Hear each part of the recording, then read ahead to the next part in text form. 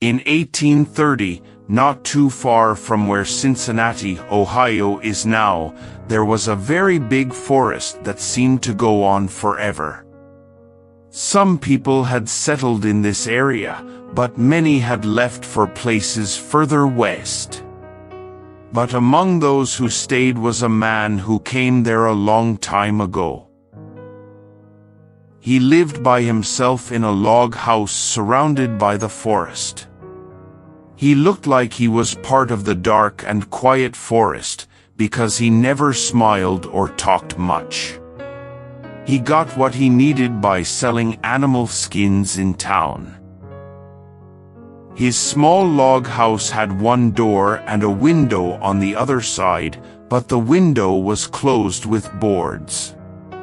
No one knew why it was closed, and it had been like that for a very long time. I think not many people alive today know why. But I do, and I will tell you. People said his name was Moloch. He looked like he was 70 years old, but he was actually 50. Something other than just age made him look old. His hair and beard were white, and his eyes were dull and deep. His face was wrinkled. He was tall and thin, like someone with many problems.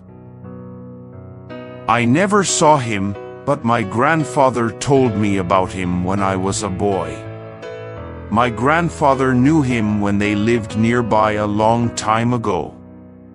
One day, Moloch was found dead in his cabin. Back then, there were no doctors or newspapers like we have now. People probably thought he died from natural causes, or someone would have told me.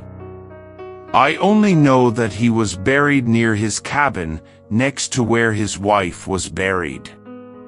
She had died many years before him, so people didn't remember much about her. That's the end of the true story, except for something that happened many years later. I was brave and went to the cabin ruins and threw a stone at it. I ran away because I thought there might be a ghost there. All the boys in the area knew about it. But there's more to the story that my grandfather told me. When Moloch built his cabin, he was young and strong.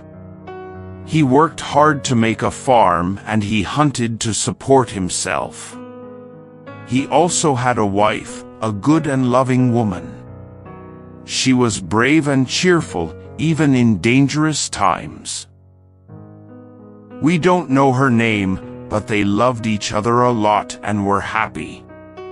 One day, after he had been hunting far away, Moloch came back to find his wife very sick. She was confused and had a fever. There were no doctors or neighbors nearby. He couldn't leave her alone, so he tried to take care of her. But after 3 days, she fell unconscious and died. From what we know about Moloch, we can guess some details from my grandfather's story. When he was sure she was dead, Moloch knew he had to prepare her body for burial. He made some mistakes while doing this. He did some things wrong and had to do other things over and over. He was surprised that he didn't cry, and he felt a bit ashamed. It's usually sad to not cry when someone dies.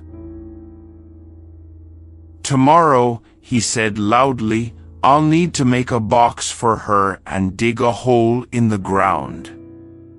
And then, when she's not here anymore, I'll feel her absence. But for now, she's gone, but it's okay, it has to be okay somehow. Things can't be as bad as they seem. He stood by his wife's body as the light was disappearing. He arranged her hair and made some final touches. He did it without really thinking, but with care.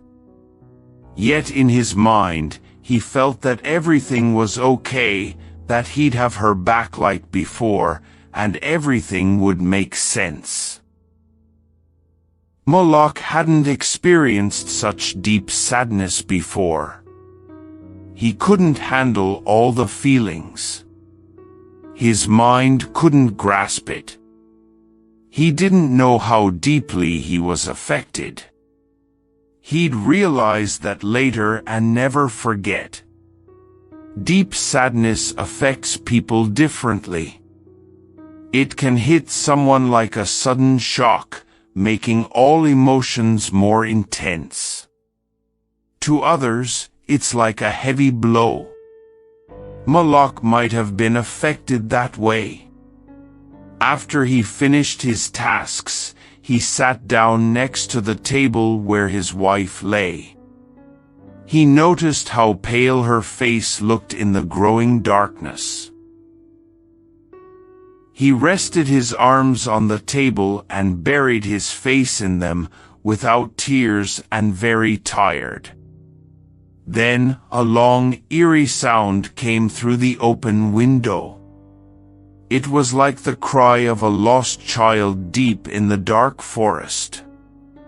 But he didn't move. He heard that strange cry again, closer this time. Maybe it was an animal or perhaps just a dream. Moloch was asleep.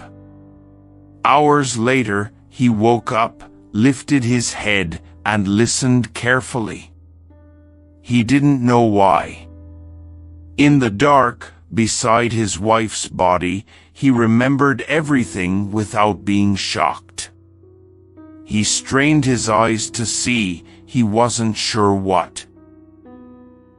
His senses were alert. He held his breath. His blood seemed to pause, adding to the silence.